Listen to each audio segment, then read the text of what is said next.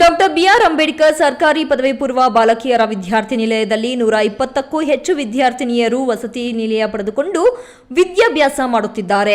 ಆದರೆ ಮಧ್ಯರಾತ್ರಿ ಕಳ್ಳ ಬೆಕ್ಕಿನಂತೆ ಹಾಸ್ಟೆಲ್ ಒಳಗೆ ಎಂಟ್ರಿ ಕೊಟ್ಟು ಯುವತಿಯರ ಒಳ ಉಡುಪುಗಳನ್ನು ಮುಟ್ಟಿ ವಿಕೃತಿ ಮೆರೆಯುತ್ತಿದ್ದವನು ಪೊಲೀಸರ ಅತಿಥಿಯಾಗಿದ್ದಾನೆ. ಇದೆಲ್ಲ ನಡೆದಿದ್ದು ಚಿಕ್ಕಬಳ್ಳಾಪುರ ನಗರದ ಟಿಜಿ ಟ್ಯಾಂಕ್ ರಸ್ತೆಯಲ್ಲಿರುವ ಡಾಕ್ಟರ್ ಬಿಆರ್ ಅಂಬೇಡ್ಕರ್ ಸರ್ಕಾರಿ ಪದವಿ ಪೂರ್ವ ಬಾಲಕಿಯರ ವಿದ್ಯಾರ್ಥಿ ನಿಲಯದಲ್ಲಿ.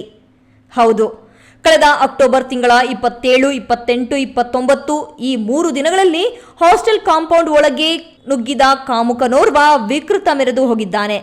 ಹಾಸ್ಟೆಲ್ ಪಕ್ಕದಲ್ಲೇ ಅರ್ಧಕ್ಕೆ ನಿಂತು ಹೋಗಿರುವ ಬೃಹತ್ ಮನೆಯೊಂದು ಇದ್ದು ಅದರ ಮುಖಾಂತರ ಹಾಸ್ಟೆಲ್ ಕಾಂಪೌಂಡ್ ಹಾರಿ ಬಂದಿರುವ ಕಾಮುಕ ಯುವತಿಯರು ಉಡುಪುಗಳು ಒಳ ಉಡುಪುಗಳನ್ನು ವಾಶ್ ಮಾಡಿ ಒಣಗಿ ಹಾಕಿರುವ ಬಟ್ಟೆಗಳ ಬಳಿ ಬಂದು ಯುವತಿಯರ ಒಳ ಉಡುಪುಗಳನ್ನು ಮುಟ್ಟಿ ಸ್ಮೆಲ್ ಮಾಡಿ ಮಜಾ ತೆಗೆದುಕೊಂಡು ಅಲ್ಲಿಂದ ಎಸ್ಕೇಪ್ ಆಗಿದ್ದಾನೆ.